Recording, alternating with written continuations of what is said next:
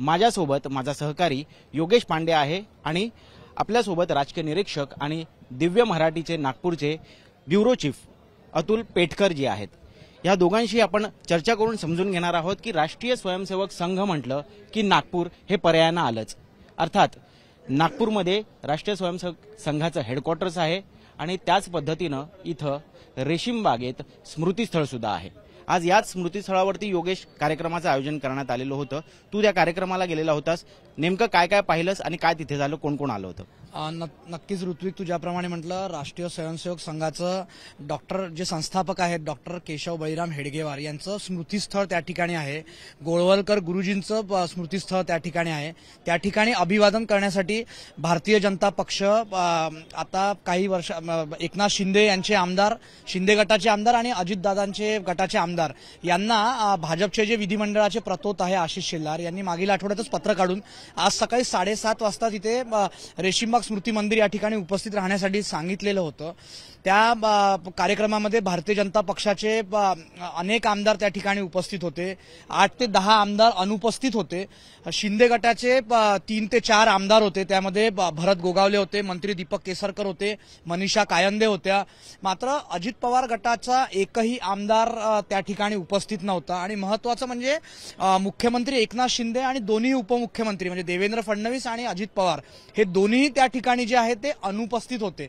त्यामुळे कार्यक्रम संपता कुठेतरी चर्चा रंगू राहिली की भारतीय जनता पक्षाचे प्रदेशाध्यक्ष बावनकुळे त्या ठिकाणी होते, उपमुख्यमंत्री दोन्ही नव्हते, मुख्यमंत्री नव्हते, त्यामुळे ते का आले नसावेत ही जी कुजबूज आहे ही नक्कीच त्या ठिकाणी सुरू होती। परंतु जी प्रोसेस असते संघाची त्यामध्ये राष्ट्रीय स्वयंसेवक संघाचं कार्यप्रणाली जी आहे, संघ कसं काम करतं, संघाचे काय ध्येय धोरणं आहेत, ही माहिती देण्यासाठी हिवाळी अधिवेशनाच्या निमित्ताने राज्यातले सर्वच भाजपचे आमदार या ठिकाणी नागपुरात येत असतात। त्यांना एक ब्रीफिंग त्या ठिकाणी संघातर्फे करण्यात येतं। आजही तसंच झालं। राष्ट्रीय स्वयंसेवक संघाचे विदर्भ प्रांत सहसंघचालक आहेत श्रीधरराव गाडगे, त्यांनी संबोधन केलं।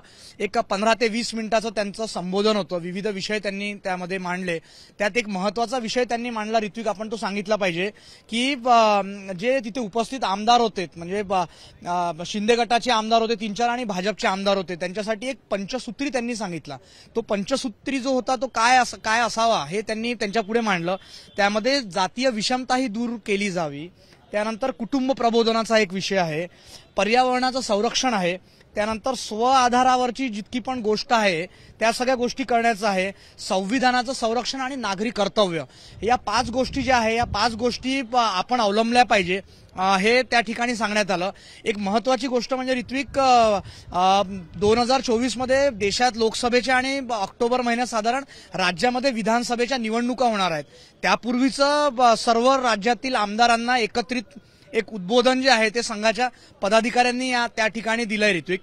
परंतु आपण जसं पहिलेच सांगितलं की उपमुख्यमंत्री दोन्ही आणि मुख्यमंत्री त्या ठिकाणी पोहोचलेले नाही सुद्धा। ज्या आशिष शेलार यांनी ते पत्र काढलेलं होतं, ते भाजप विधिमंडळ पक्षाचे प्रतोत आहेत, ते सुद्धा त्या ठिकाणी उपस्थित राहिलेले नाही। त्यामुळे तिथे कुजबूज चालू होती की ज्यांनी पत्र काढलं तेच त्या ठिकाणी उपस्थित नाही। मला वाटतं योगेश आपल्याला सांगायला हवं, जे पत्रक आशिष शेलार यांनी काढलेलं आहे यामध्ये विशेष टीप म्हणून लिहिलेलं होतं की आपली उपस्थिती अनिवार्य आहे। अर्थात अपेक्षा होती की महायुतीचे सर्व विधिमंडळ सदस्य उपस्थित राहतील, परंतु तू जसं सांगतोयस तसे अनेक महत्त्वाचे चेहरे जे आहेत हे ह्या कार्यक्रमातून गायब होते। बरोबर ऋत्विक, तुझं म्हटलास की अनेक महायुतीचे आमदार नाही, जवळपास आपण म्हणूयात की सर्व जे अधिवेशनानिमित्त नागपुरात उपस्थित आहे ते सर्व आमदार त्या ठिकाणी येणं अपेक्षित होतं।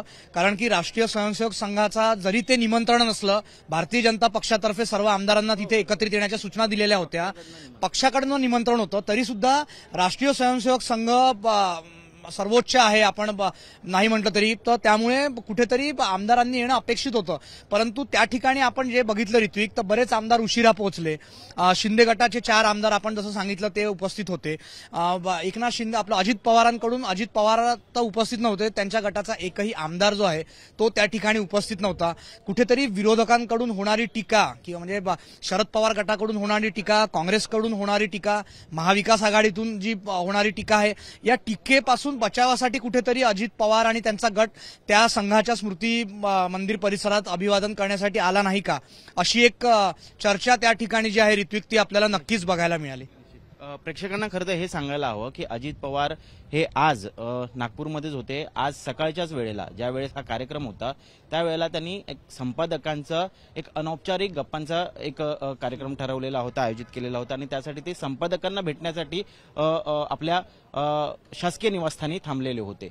अर्थात ते तो टाळून किंवा तो पोस्टपोन करून इथे येऊ शकले असते, परंतु जसं योगेशने आता सांगितलं की एकंदरीत याला वादाचं एक स्वरूप का प्राप्त होते, कारण राजकीय सलगी किंवा राजकीय सोबत जी आहे ही आपल्याला अपरिहार्यता म्हणून या ठिकाणी पाहायला मिळते.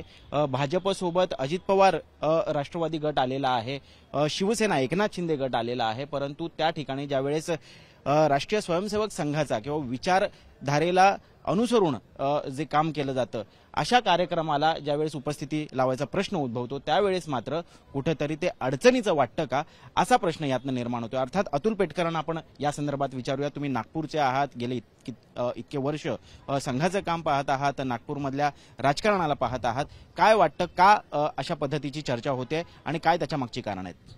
नाही, मुळात एक आपण लक्षात घेतलं पाहिजे की भाजपमध्ये जे आमदार निवडून येतात ते सगळे आमदार हे संघातून आलेले नसतात. ही पहिली गोष्ट तुम्ही लक्षात घेतली पाहिजे.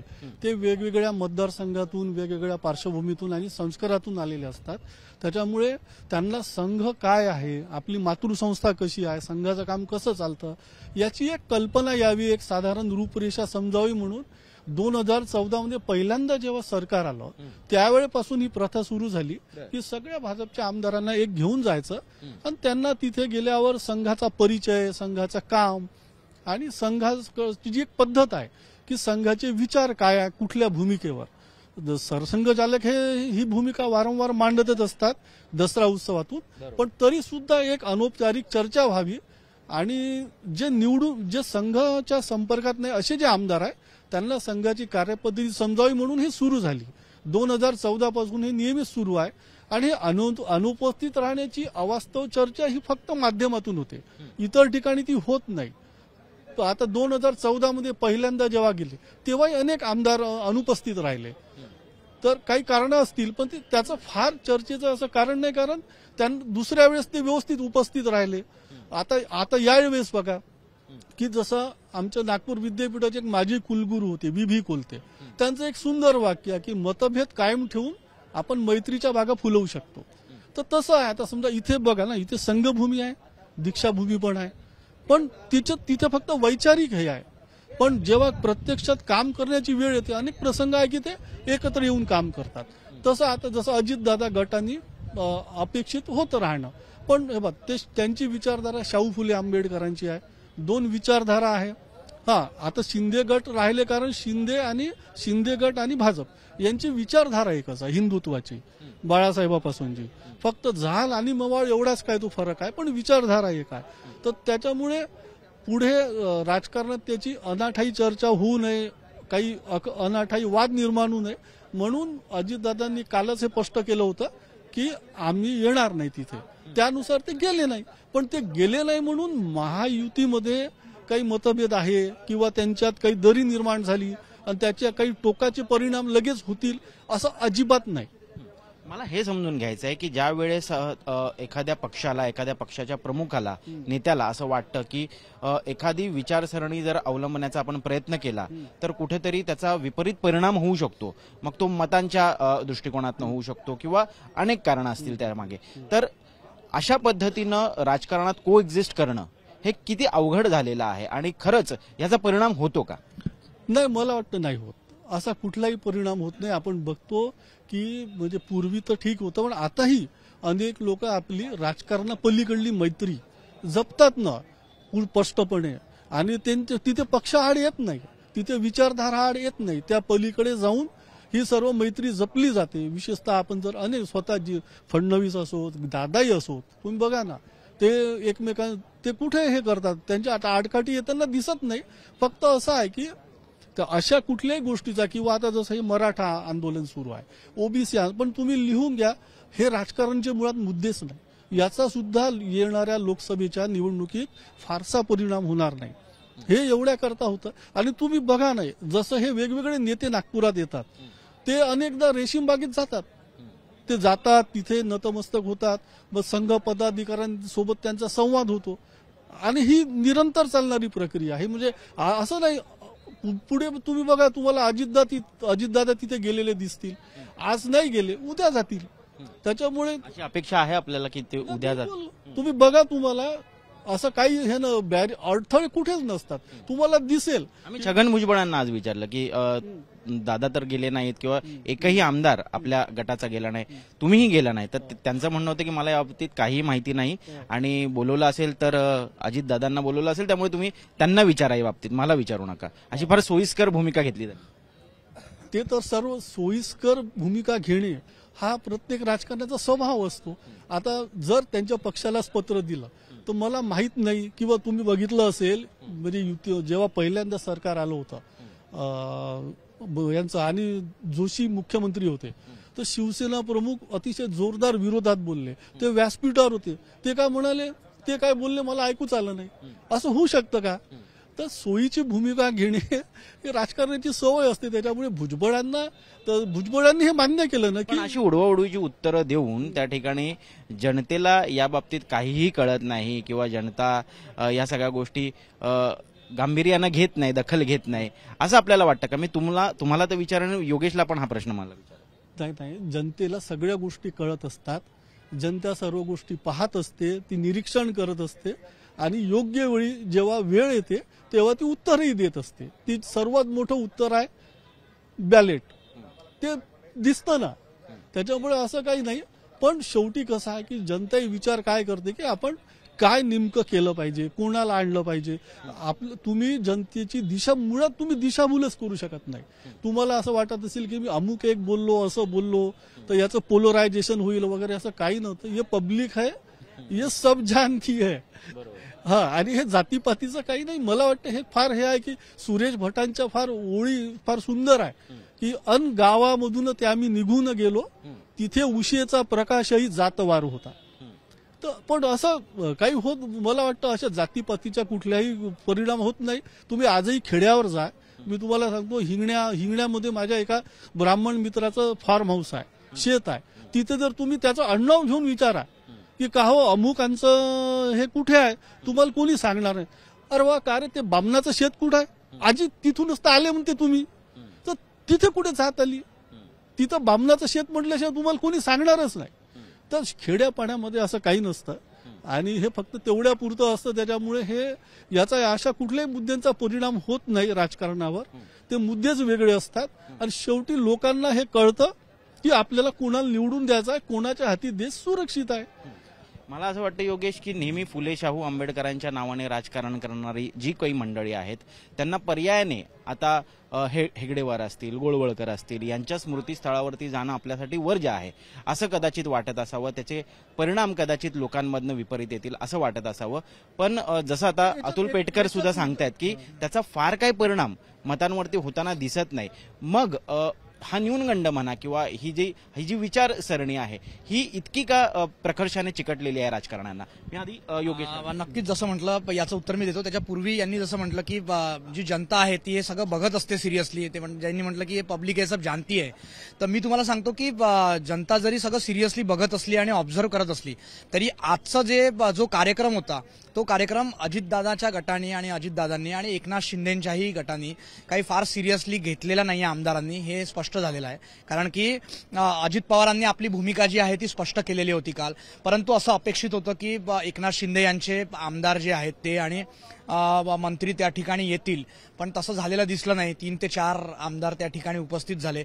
पण एक महत्वाचं याच्यात सांगायला हवं ऋत्विक की ज्यावेळी आपण त्यांच्याशी बोललो, भरत गोगावले तिथे होते, मनीषा कायंदे तिथे होत्या, दीपक केसरकर त्या ठिकाणी होते, तर कुठेतरी या सगळ्यांचंच म्हणणं होतं की इथे येऊन आम्हाला प्रसन्न वाटतंय. आणि राष्ट्रीय स्वयंसेवक संघाचे संस्थापक डॉक्टर हेडगेवार यांनी 1925 मध्ये जे झाड लावलं ते आज वटवृक्षामध्ये रूपांतर झालेलं आहे. आता 2025 मध्ये संघाचं 100 वर्ष पूर्ण होत आहेत, शताब्दी वर्ष आहे राष्ट्रीय स्वयंसेवक संघाचं. तर म्हणजे त्यांच्या भूमिकेतला बदल, कारण हीच मंडळी काही वर्ष आधी संघ विचारधारेच्या अनुसरून नव्हती म्हणण्यापेक्षा विरोध करत होती किंवा विरोधाची विचारधारा होती, त्यांची विरुद्ध विचारधारा होती.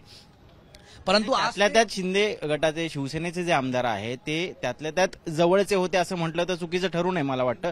परंतु राष्ट्रवादी काँग्रेसमधले जे आमदार आहेत त्यांना शाश्वती नसावे की आम्हाला जाऊन तिथे प्रसन्न वाटेल की नाही. बरोबर आहे तू जसं म्हटलंस, आणि त्यांना तिथे वाटलं नसावं मनापासून, त्यामुळेच की काय कुठेतरी त्यांनी येण्याचं टाळलं असावं एक मला असं वाटतं. कारण की कुठेतरी असं वाटलं होतं की ज्यावेळेस पत्र निघालं होतं, आशिष शेलार जे विधिमंडळाचे प्रतोत आहेत भाजपचे, त्यांच्या स्वाक्षरीने आणि त्यांनी जे पत्र दिलं होतं की आजच्या दिवशी म्हणजे 19 तारखेला सकाळी 7:30 वाजता आपल्याला तिथे पोहोचायचं आहे, रेशीमबाग स्थित जिथे हेडगेवार आणि डॉक्टर गोळवलकर यांची स्मृतीस्थळ आहे तिथे अभिवादन करण्यासाठी. तर अजितदादा आत्ताच यांच्यासोबत सहभागी झालेले आहे महायुतीमध्ये, त्यामुळे अजितदादांच्या गटाचे आमदार जे आहेत त्या ठिकाणी उपस्थित राहतील असं एक चित्र जे आहे ते सुरुवातीपासून वाटत नव्हतं. त्याचं कारण असं आहे की कुठेतरी शाहू फुले आंबेडकर यांची विचारधारा घेऊन हे पुढे चाललेले आहे, आणि त्यामध्ये आपण जर तिथे गेलो तर आपल्यावर शरद पवार गटाचे आमदार असो, त्यानंतर काँग्रेस असो, ही शिवसेना असो उभाटा गटाची, तर हे आक्रमकपणे आपला विरोध करतील. तर त्यामुळे ती कुठेतरी भीती मनात असल्यामुळे की काय अजित पवार आणि त्यांच्या पूर्ण गटाच्या आमदारांनी त्या ठिकाणी येणं जे आहे ते टाळलेलं आहे. ऋत्विक, मला आणखीन एक गोष्ट आठवते. मागच्या वेळेस कोविडचा 1-2 वर्ष सोडले तर मागच्या वेळेला ज्यावेळेस अशाच पद्धतीनं स्मृतीस्थळावरती सर्व नेते गेलेले होते, नव्यानं भाजपमध्ये गेलेले अनेक चेहरे आम्हाला या संघाच्या स्मृतीस्थळावरती पाहायला मिळाले होते. यामध्ये प्रामुख्याने नावं घ्यायची झाली अतुलजी तर गणेश नाईक, नितेश राणे किंवा राधाकृष्ण विखे पाटील, हे सर्वजण हे त्यांनी त्यांची हयात, राजकीय हयात काँग्रेस राष्ट्रवादीमध्ये आणि विरोधातल्या विचारसरणीमध्ये घालवली. ते ज्यावेळेस त्या स्मृतीस्थळावरती आलेले होते, मीही त्यावेळेस हाच प्रश्न विचारलेला होता की कसं वाटतंय तुम्हाला. त्यावेळेस गणेश नाईक म्हणाले होते की मला फार प्रसन्न वाटतंय, आणि ते असे काही त्यावेळेस वर्णन करत होते त्या सगळ्या जागेचं, जणू काय त्यांची जडणघडणच संघातनं झालेली आहे. त्यामुळे ही एक कलाच म्हणावी लागेल राजकारण्यांची, आणि मला वाटतं ही कला जरी त्यांची असली तरी विचारसरणी अंगीकृत करून त्या ठिकाणी राजकारण करणं हे तसं बघायला गेलं तर कठीणच आहे. जनता सगळं बघत असते, जसं अतुलजी म्हणाले की जनता सब जानती है. त्यामुळे येणाऱ्या काळात आता आपल्याला अशा आणखीन किती वैचारिक मतभेदांना महायुतीतल्या तिन्ही पक्षांना सामोरं जावं लागेल, किती असे अडचणीचे प्रसंग येतील हे सुद्धा पाहावं लागणार आहे. कारण मला आठवते महायुतीची अशीच एक बैठक जी आहे अतुलजी मुंबईमध्ये पार पडलेली होती, आणि या बैठकीला ज्यावेळेस एकनाथ शिंदे मुख्यमंत्री भाषणाला उभे राहिले किंवा उपमुख्यमंत्री देवेंद्र फडणवीस भाषणाला उभे राहिले, तेव्हा जय श्रीरामचे नारे दिले गेले, तेव्हा भारत माता की जयचे नारे दिले गेले, आणि सर्वांनी एकत्र हात उंचावून त्या ठिकाणी जयघोष केलेला होता. परंतु अजित पवारांनी 2दा हात उंचावले, परंतु तिसऱ्यांदा कुठेतरी त्यांना हात उंचवायला अडचणीचं वाटत होतं. हे सगळे व्हिज्युअल्स जे आहेत हे आम्ही रोज पाहतो, ते आम्ही सांगतोय. नाही, तुम्ही एक बघा की जेव्हा शिवसेना फुटायची होती त्याच्या आधी पण म्हणजे हे विभाजन व्हायचे आधी म्हणूया आपण, की स्वतः उद्धव ठाकरे असो, आदित्य ठाकरे असो, हे संघ मुख्यालयात जाऊन त्यांनी मोहनजींची भेट घेतली होती पूर्वी. आणि आता जर तुम्ही बघितलं तर संघाची एक पद्धत आहे की त्यांचे जे कट्टर विरोधक आहे अशा विरोधकांना स्वतः सरसंघ जाऊन भेटत आहेत. आता अगदी ते मुस्लिम वर्ग असो, मुस्लिम समाज, सगळीकडे ते सगळ्यांशी जाऊन संवाद साधत आहे. आणि आपण असे अनेक लोक बघितले. आता जसं शंकर महादेवन यावेळी संघाच्या उत्सवातले प्रमुख पाहुणे होते, प्रणव मुखर्जी स्वतः. आता लोकांना हे माहित नाही की प्रणव मुखर्जी जेव्हा DAGPT मध्ये होते तेव्हा सरसंघचालक मोहन भागवत तिथे भाग संघचालक होते. तर ती मैत्री अशी असते, म्हणजे संघाची मैत्री अशी फार ते लोकांना कळतच नाही, म्हणून ते एक हत्ती आणि 4 आंधळे असं संघाबद्दल लोकांना वाटतं. मला जसं माझ्या हाती लागला तेवढा संघ आहे, तसं संघ समजणं एवढं सोपं नाही. थोडं लक्षात घ्या की, आणि राजकारण्यांचं आपण म्हणू की मला हे फार सुंदर ओळी, म्हणजे अपनी मर्जी से कहा किधर के हम है, रुख हवाओं का जिधर का है उधर के हम है. क्या बात है, क्या बात है. तर हे ही फार अप्रतिम गझल आहे जगजित सिंगची. तर वाहते वारे असतात काही, आणि आपण एक कबूल केलं पाहिजे की माणसाच्या मनामध्ये किंवा तुमच्या मानसिकतेमध्ये फरक पडतो. आम्ही म्हणजे तुम्हाला सांगतो, संघाचे अनेक स्वयंसेवक, कट्टर स्वयंसेवक हे कम्युनिस्ट झालेले आहे. पुढे जाऊन रानडे एक त्यातले होते, ते कट्टर कम्युनिस्ट झाले. आता कसं किंवा वैचारिक सहिष्णुता कुठेतरी संपत चाललेली आहे या राजकारणामुळे, या बदलत्या राजकारणामुळे किंवा या राजकीय समीकरणामुळे. अजिबात नाही. हे सर्व तात्पुरतं आहे. आपण म्हणत असतो आपला प्रॉब्लेम काय माहित आहे का, की आपल्याला फार घाई झाली, आपल्याला थांबायची सवय नाही राहिली. सगळं काही इन्स्टंट पाहिजे. Mummy 2 minute Maggi. अरे राजा तू थांब ना. म्हणजे काय पोळी म्हणजे पहिले तुम्हाला कणिक भिजवावं लागेल, मळावं लागेल, मग त्याची पोळी होईल.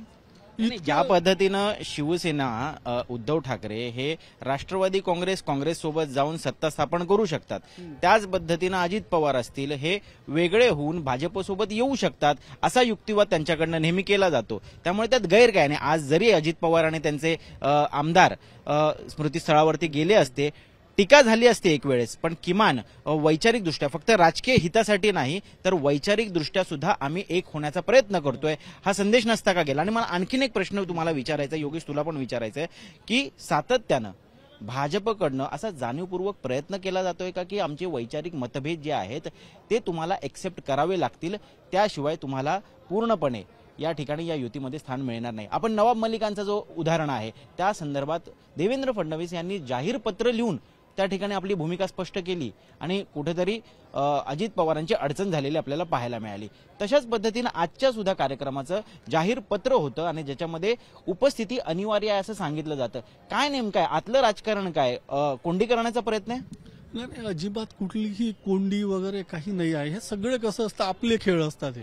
हे सर्व हा खेळ सावल्यांचा रात्रीचं चर्चा तर होते लोकांमध्ये, एवढं तर मान्य करावं लागेल की चर्चा तर होते. हे बा मी तुम्हाला सांगतो, पॉलिटिक्स असो, बॉलिवूड असो, जे एंटरटेनमेंट इंडस्ट्री आहे त्यात one of big entertainment industry is politics and politician.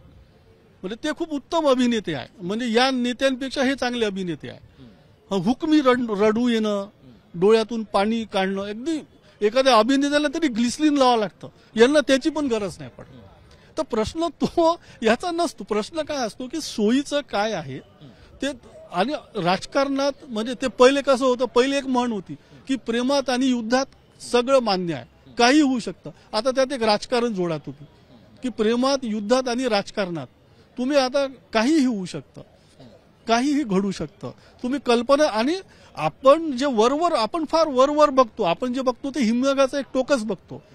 ते खाली काय शिस्त आहे ते राजकारण तुम्हाला कळतच नाही. काय शिस्त योगेश? नक्कीच यांनी जसं म्हटलं की जसं दिसते तसं नसतं म्हणून जग फसतं आपण म्हणतो. परंतु यावेळेस जे पत्र देण्यात आलं आशिष शेलार यांच्याकडून, ते पत्र जे होतं त्याच्यामधला जो मजकूर होता प्रति भारतीय जनता पक्ष, एकनाथ शिंदे गट आणि अजित पवार गटाचे सर्व विधान परिषदेचे सन्माननीय सदस्य, तर कुठेतरी त्यांनी उपस्थित राहावं हे म्हणून एक गोची करण्याचा नक्कीच प्रयत्न करण्यात आला. परंतु आपण बघितलं पाहिजे ऋत्विक की 2024च्या ऑक्टोबरच्या जवळपास निवडणुका होतील. त्या निवडणुकीच्या पूर्वीचा संघाचा हा आजचा जे मार्गदर्शन होतं ते शेवटचं मार्गदर्शन आपण म्हणूया, कारण पुढच्या डिसेंबरला नागपुरात अधिवेशन होणार. त्यामुळे आता यापैकी बरेच आमदार नवीन असतील, त्यामुळे ते आता पुढच्या वेळेस पंचसूत्री कसा अवलंब करतात हे बघणं ऋत्विक नक्कीच महत्वाचं ठरणार. संघाच्या मार्गदर्शनाला कुठेतरी राष्ट्रवादी अजित पवार गटाचे आमदार आज मुकलेले आहेत, कारण कोणीही हजर राहिलेलं नव्हतं त्यांच्या कार्यक्रमाला. अर्थात पंचसूत्री जी आज देण्यात आली ती पंचसूत्री त्यांनी घेतलेली नाहीये. काय कारण असावं भाई, आता तुम्ही जाता जाता मी तुम्हाला खरं तर थांबवलं, पण या विषयावरती काँग्रेसमधून किंवा तुमचं वैयक्तिक काय मत आहे? अशा पद्धतीनं वैचारिक कुठेतरी सरमिसळ होताना दिसते, जी राजकीय अडचण ठरताना दिसते. पण कसली वैचारिक सरमिसळ हेच मला कळलं नाही. असं आहे, या देशामध्ये यापूर्वी या देशाच्या प्रगतीमध्ये, या देशाच्या विकासामध्ये अशा पद्धतीने अनेक वेळेला त्रिसूत्री असेल, पंचसूत्री असेल किंवा तत्सम कार्यक्रम हे स्वातंत्र्यानंतर अनेक वेळेला राबवले गेले, नवीन नाही. नंबर 2, वैचारिकदृष्ट्या देश कसा पुढे जाईल याच्या बाबतीमध्ये जर मंथन होत असेल विचाराचं, तर ते होणं गरजेचं आहे. RSSच्या स्मृतीस्थळावर का होईना, नाही कुठेही देशाच्या प्रगतीकरता जर कुठेही देश जर 2 पावलं पुढे जात असेल, जगभरामध्ये जर देशाचा सन्मान वाढत असेल, तर तशा पद्धतीचा प्लॅटफॉर्म कुठलाही असला तरी तो विचार होणं आवश्यक आहे. त्याच्यामध्ये गरजेचं नाही की कोणी काय हे नाही घेतलं, ताम्रपत्र घेऊन आलं नाही की आम्हीच फक्त करू. तुम्ही टीका कराल अजित पवार गटावरती, त्यांच्या आमदारावरती, म्हणून ते गेले नाहीत अशी चर्चा सुरू झाली. RSSच्या कार्यक्रमाला अजित पवार गट गेले नाही, ते मला माहित नाही, मी केलेलं नाही. याचं उत्तर अजित पवारच देऊ शकतात. पवार आहेत ते, पवार इज अ पॉवर, त्यामुळे तेच देऊ शकतात. मला जे काही तुम्ही मर्यादित विचारले त्याचं सांगतोय मी की अशा पद्धतीने विचार मंथन कुठल्याही याच्यावर होणं गैर नाही देशाच्या दृष्टीने, पण त्याचा अंमल किती होतो, अंमलात किती येतं ते जास्त महत्वाचं आहे. नाहीतर ते सुद्धा जर फक्त घोषणा असतील, ते सुद्धा जर फक्त 15 लाखासारखं असतील, ते सुद्धा जर फक्त 2 कोटी नोकऱ्यांसारखं असतील, तर मग ह्या सगळा फारसच ठरेल. त्या त्रिसूत्री असतील, पंचसूत्री असतील किंवा आणखीन तत्सम अनेक कार्यक्रम झाले, त्याची अंमलबजावणी झाली. त्याची अंमलबजावणी झाली देशामध्ये. अगदीच म्हणायचं झालं तर पंचायत राज्याच्या माध्यमातून जे कार्यक्रम देशभरासाठी घेतले जातात ते थेट गावापर्यंत पोहोचवण्याचं पवित्र काम त्याच ह्याच्यातनं झालं. ती सगळी सूत्र जी आहेत ती जर अधिक मजबूत होत असतील तर काही हरकत नाही. अजित पवारांनी खरं तर संघाच्या आजच्या कार्यक्रमाला मला का नाही विचारताय? मला हेच कळत नाही, तुम्ही विरोधक आहात म्हणून तुम्हाला आम्ही विचारतोय, कारण त्याच्यावरनं चर्चा होते. नाही, विरोधकांचा हा विषय मला माहित नाही बाकी जण काय म्हणाले ते, आणि त्यांना त्यांचं स्वातंत्र्य आहे, ते प्रत्येकाचं अजून तरी अबाधित आहे. आमचं म्हणजे घटनेतलं हे जे विचार स्वातंत्र्य आता तरी अबाधित आहे, भविष्यातलं मला नाही सांगता येणार. उदाहरण मला वाटतं लोकशाहीचं जे काँग्रेसने घालून दिलेलं आहे, आणि अर्थात ही लोकशाही प्रत्येक पक्षामध्ये अशाच पद्धतीनं त्याचं पालन व्हावं, भाईंच्या बोलण्यातनं हे जाणवतंय. अगदी अगदी हे असायला पाहिजे. काय तेच आपण उपभोगतोय ना आज, जे आपण जे काय भोगतोय उपभोगतोय त्या घटनेतल्या चौकटीतलं स्वातंत्र्यच उपभोगतोय. पण ते अबाधित राहील की नाही ही शंका आहे. ही माझ्या मनातली नाही, देशातल्या 140 कोटी जनतेच्या पैकी 70% 80% लोकांच्या मनात आहे ते. आणि हे मी एकटा बोलत नाहीये, हे सगळ्याच प्लॅटफॉर्मवर सगळेच बोलतात आहेत. त्याला काही कारण असू शकतील ना, असं म्हणणं आहे माझं. धन्यवाद. तर अतुलजी, लोकशाही धोक्यात आहे, ती अबाधित राहिली पाहिजे, परंतु अजित पवारांनी तिकडे संघाच्या कार्यक्रमाला गेले तरी हरकत नसावी असाच एक सूर दिसतोय काँग्रेस. नाही, असं आहे ना की आता काँग्रेसची भूमिका नेहमीच अशी राहिली की ते काँग्रेस नेहमीच हात वर करत आली, कुठल्याही जबाबदारीतून हात वर केले की मोकळे. असं आहे ना की मला काय म्हणायचं आहे की नवीन सून, एखादी नवीन मुलगी एखाद्या घरी सून म्हणून येते, ती पहिल्याच दिवशीपासून रुजते का त्या घरात? त्या घराला समजून घेणं, त्या घरातले माणसं समजून घेणं, हळूहळू ती रुजत जाते आणि मग जुनी होत जाते. आता यांचा संसार आता सुरू झाला नवीन. तुम्ही म्हणाल की एकदमच ते दुसऱ्याच दिवशी रेशीम बागेत गेले पाहिजे. राहिला प्रश्न तिथे काय सांगण्यात आलं, अगदी स्पष्ट आहे, मी तुम्हाला सांगतो. एक तर 2025 हे संघाचं शताब्दी वर्ष आहे. दुसरी गोष्ट, संघाला कुठल्याही परिस्थितीत मोदी हवे आहेत 2025 मध्ये. संघाचे पुढचे 15 वर्षाचा प्लॅन तयार आहे, 25 वर्ष त्यांचे अजेंडे आहेत, ते पूर्ण करायचे आहे. दुसरी गोष्ट तुम्ही एक लक्षात घ्या की सरसंघ चालकांनी दसरा मेळाव्यात अतिशय स्पष्ट निसंदिग्ध भूमिका मांडली की आपल्याला मोदींना आणायचं आहे. त्यांनी हे सांगितलं की काय करायचं आहे, तर त्यांनी मुद्दा भर कशावर दिला की आपल्याला जास्तीत जास्त लोकांना घराबाहेर काढायचं आहे, मत देण्यासाठी. हे महत्वाचं आहे. अनेक लोक जे कथित सुशिक्षित असतात असं मला वाटतं, किंवा कथित सुसंस्कृत असतात की ते सुट्टीच्या दिवशी विकेंडला जातात, तर अशा लोकांनी पहिले मतदान केलं पाहिजे, मगच बोललं पाहिजे. नाही तर अशा लोकांना तर अधिकारच नाही आहे बोलण्याचा. त्याच्यामुळे एक संघाची लाईन क्लिअर आहे, एकदम स्पष्ट आहे की 2025 मध्ये पुढचे भाजपा आली पाहिजे. तर भाजपा आली पाहिजे तर आपण मित्र पक्ष जोडले पाहिजे. साधी मला असं वाटतं की आज जसं महायुतीतल्या सर्व विधिमंडळ सदस्यांना आमंत्रित करण्यात आलेलं होतं, येत्या काळात लोकसभेच्या निवडणुकीच्या तोंडावरती आणखीन महाविकास आघाडीमधल्याही अनेक सदस्यांना अशाच पद्धतीनं आमंत्रित केलं जाईल, आणि हे आमंत्रण महाविकास आघाडीचे तथाकथित जे पुरोगामी म्हणवणारे जे नेते आहेत, मोठे नेते आहेत, ते हे आमंत्रण स्वीकारतात का, हे सुद्धा पाहणं खूप महत्त्वाचं ठरणार आहे. अर्थात राजकीय वातावरण जरी नागपूरमध्ये तापलेलं असलं तरी आज एकंदरीत मला वाटतं ह्या कार्यक्रमाच्या अनुषंगाने एक वैचारिक चर्चा झालेली आहे आणि एक विश्लेषण करण्याचा प्रयत्न आज आम्ही ह्या मुंबई तकच्या आमच्या प्लॅटफॉर्मवरती केलेला आहे. ही चर्चा आपल्याला कशी वाटली कमेंट बॉक्समध्ये नक्की कळवा. मुंबई तकला सबस्क्राईब करा आणि बेल आयकन दाबा आणि अर्थात असे व्हिडिओज आणि अशा चर्चा जर आपल्याला पाहायच्या असतील तर मुंबई तकला फॉलो करा.